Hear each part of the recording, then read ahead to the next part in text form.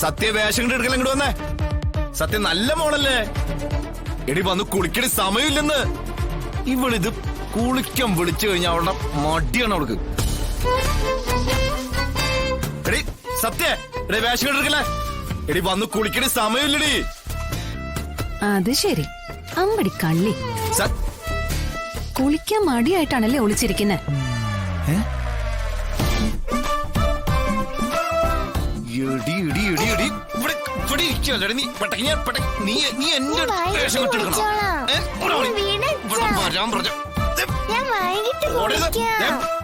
ശാലി, ഇവളോട് മര്യാദയ്ക്ക് കുടിക്കാൻ പറഞ്ഞേ. പപ്പയോടെ എന്നോട്ട് കുടിക്കാൻ നിൽക്കാം. ഇവൾക്ക് മാത്രം ഇത്ര മടി. എനിക്ക് തോന്നി അച്ഛനും മക്കളും തമ്മിൽ ഇവിടെ യുദ്ധമായിരിക്കുന്നു. ഓടല്ലേ, ഇവിടെ പോണ്. എന്റെ അടുത്ത് ഓടണോ നീ? അതൊന്നും പറ്റില്ല, ഇപ്പൊ തന്നെ കുടിക്കണം. നല്ല മക്കളല്ലേ, അച്ഛന്റെ പിറന്നാളല്ലേ? അച്ഛനല്ലേ കുളിക്കുന്നത്, ഞാനല്ലല്ലോ.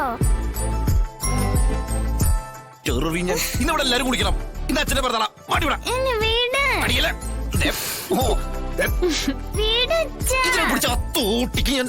എനിക്ക് കുളിക്കണ്ട.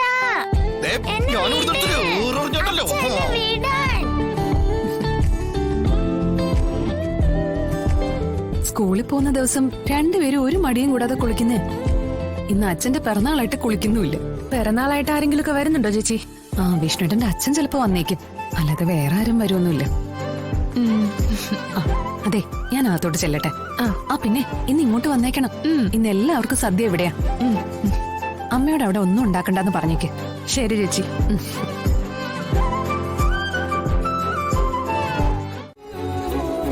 ശാലി, ചായ അവിടെ ടീപ്പോയുടെ മേലെ വെച്ചിട്ടുണ്ട്. ചൂടാറിയിട്ടില്ല, എടുത്ത് കുടിച്ചേക്കണേ. പിന്നെ ചൂട് വേണമെങ്കിൽ ഒന്ന് ചൂടാക്കിയേക്ക്. ഞാൻ ഈ രണ്ടെണ്ണത്തിന് കുളിപ്പിച്ചിട്ട് ഇറങ്ങാം. അത് ശരി, ഇന്ന് പിറന്നാളുകാരൻ മൊത്തത്തിൽ കുടുംബിനിയായി മാറിയിരിക്കുകയാണല്ലോ.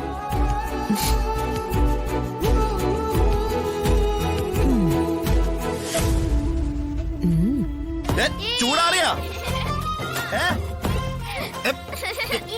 ചൂടുണ്ടോന്ന്? ആ, ഒരല്പം ചൂട് കുറഞ്ഞാലും കുഴപ്പമൊന്നുമില്ല. ഭാര്യയ്ക്ക് വേണ്ടി ഭർത്താവ് സ്നേഹത്തോടെ ഉണ്ടാക്കിയ ചായയല്ലേ, ഞാനിത് കുടിച്ചോളാം.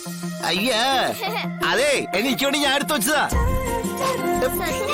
ഇവരെ കുളിപ്പിച്ചു വരുമ്പോഴേക്കും അതങ്ങ് തണുത്തു. അതാ എടുത്ത് കുടിച്ചോളാൻ പറഞ്ഞേ.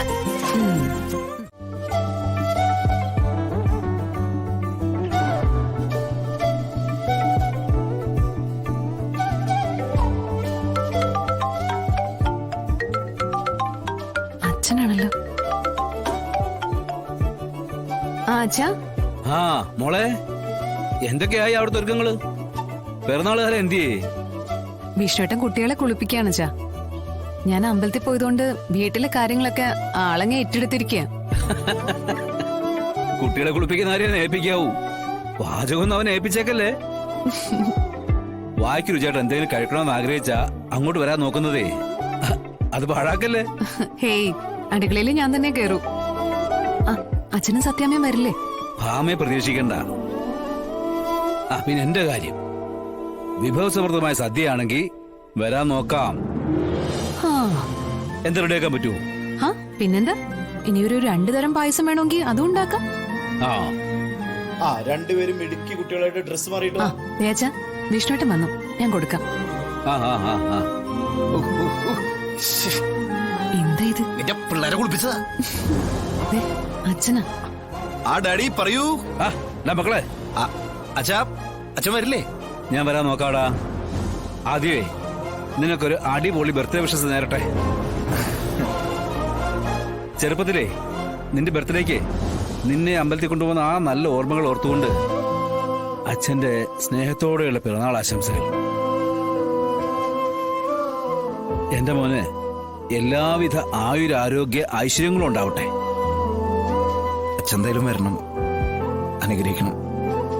അനുഗ്രഹം എപ്പോഴും നിനക്കുണ്ടാവും. നേരിട്ട് പറയാൻ എനിക്ക് വരണമെന്നൊക്കെയുണ്ട്. എന്റെ മരുമോളെന്നെ ക്ഷണിച്ചിട്ടുണ്ടല്ലോ. അവൾ തരുന്ന നല്ല ഭക്ഷണം കഴിക്കാനുള്ള നല്ലൊരു ചാൻസ് ആയത്. അത് ഞാൻ നഷ്ടപ്പെടുത്തത്തില്ല. എന്റെ മരുമോക്കെ നല്ല കൈപ്പുണ്യാ. എന്തൊക്കെ ഞാൻ പറഞ്ഞാലും എന്റെ മകൻ അല്ലാതാവില്ലല്ലോ. ഞാനേ പെറ്റുപോയില്ലേ, ഒരമ്മയുടെ കടമ നിർവഹിക്കാതിരിക്കാൻ പറ്റില്ലല്ലോ. അങ്ങനൊരു ചിന്ത ഉണ്ടായിരുന്നെങ്കിൽ അവൻ ക്ഷണിച്ച വീട്ടിൽ ചെന്ന് അവന്റെ പിറന്നാൾ സദ്യയിൽ പങ്കുകൊള്ളുകയായിരുന്നു വേണ്ടത്. അതാ ഒരമ്മയുടെ കടമ. മോനോടുള്ള സ്നേഹം കാണിക്കേണ്ടതേ അങ്ങനെയൊക്കെ തന്നെ. എനിക്കേ നിങ്ങൾ പറഞ്ഞു വരുന്നതിന്റെ ഉദ്ദേശമൊക്കെ മനസ്സിലായി. ആ. എന്നെ കൊണ്ടുപോയി നിങ്ങൾക്ക് നിങ്ങളുടെ മരുമകളുടെ മുന്നിൽ നിർത്തണം. എന്നിട്ട് അവള് വെച്ച ഭക്ഷണം എന്നെ കൊണ്ട് കഴിപ്പിക്കണം. ദേ, നിങ്ങൾ ആർക്കെങ്കിലും വാക്ക് കൊടുത്തിട്ടുണ്ടോ എന്നെ അവളുടെ കാൽച്ചുകൂട്ടിൽ എത്തിക്കാന്ന്? നിന്നോട് പറഞ്ഞു ജയിക്കാനേ ഞാനാളല്ല. കാരണേ ഒരു രീതിയിൽ ഒത്തുപോകാനേ നിനക്ക് സാധിക്കത്തില്ല. നിന്റെ മനസ്സ് നിറയെ ശാലിനിയോടുള്ള വെറുപ്പും വിദ്വേഷവുമാണ്. അതെന്ന് തീരുന്നോ അന്നേ നിനക്ക് അവിടെ നല്ല ഇഷ്ടത്തോടെ കാണാൻ പറ്റൂ.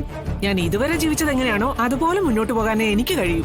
എന്നെ തിരുത്താൻ ഒരാളെയും ഞാൻ ചുമതലപ്പെടുത്തിയിട്ടില്ല. ആ. അതിനുവേണ്ടി ആരും മെനക്കെടുകയും വേണ്ട.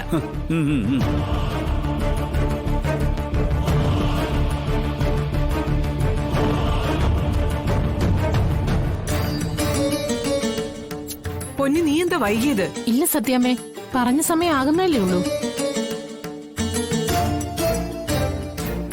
ദേ, ഞങ്ങളിപ്പോ സെയിലിന് പോവും. ഒരിടത്തേക്കും പോയേക്കരുത്. ഇവിടെ തന്നെ ഉണ്ടാവണം. പറഞ്ഞത് കേട്ടോ, ഇവിടെ തന്നെ ഉണ്ടാവണമെന്ന്.